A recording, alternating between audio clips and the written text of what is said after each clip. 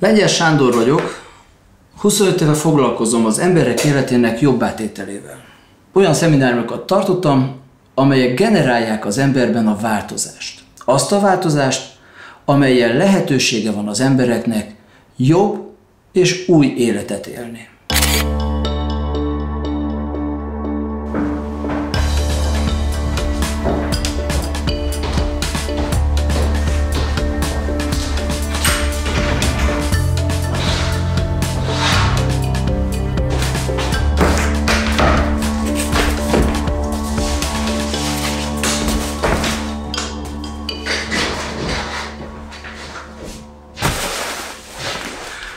Rengeteg kérdésem van, és rengeteg válaszom van.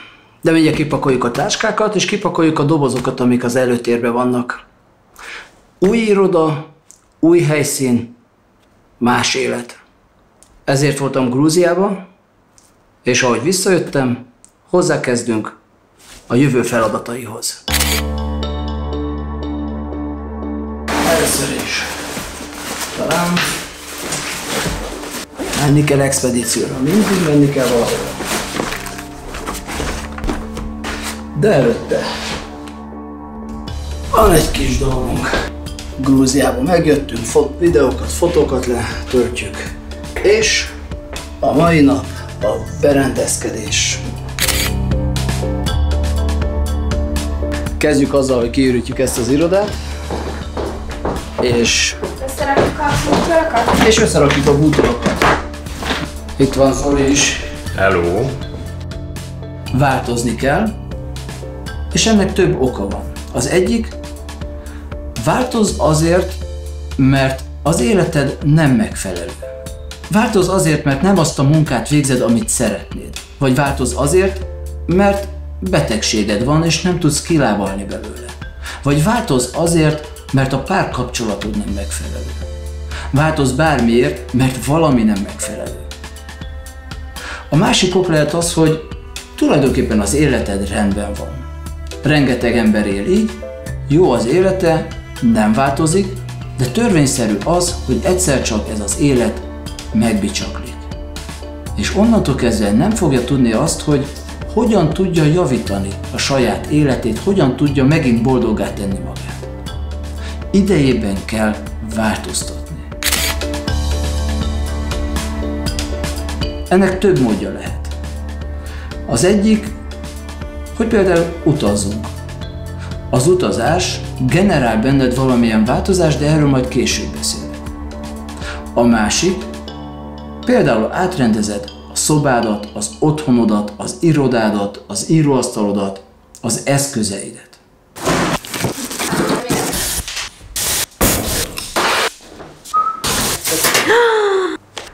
Lementem egy percre, és alig van a csakiból.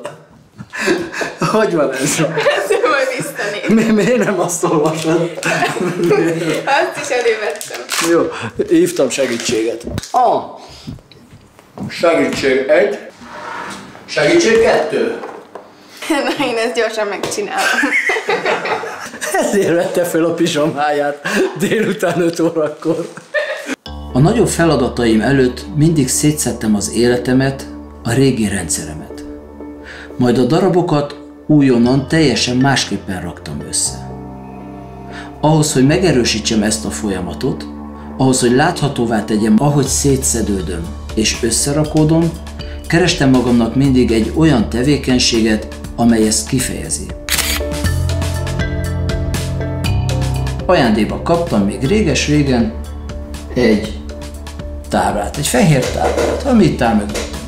Igen ám, de ma már ez a tábla nem szolgál ki engem. Sajnos nem szolgál ki engem, mert bármit is írok rá, nem lehet jól letörölni. Például fölírom azt, hogy változz az életedért. Miért írtam föl ezt? Azért, mert nem mások miatt kell változni. Nem azért kell változni, mert másoknak valami nem megfelelő, hanem azért kell változni, mert te magad szeretnél valami jobb eredményt.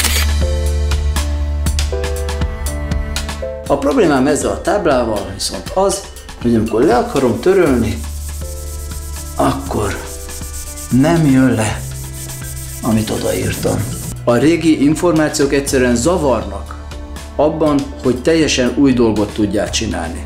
Cseréljük ki a táblát olyanra, ahol le lehet törölni a régi információkat, és teljesen tiszta, új lappal indíthatod az életedet.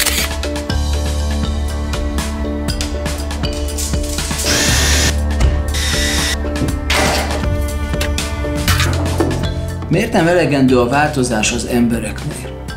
Azért, mert meghagynak valamit a múltból. Nem tudják kitörölni teljesen a múltat, nem tudják kitörölni a régi gondolataikat, benn marad olyan információ, ami megzavarja az újat. Rengeteg új ötletem van arra, hogy az életem milyen lehet.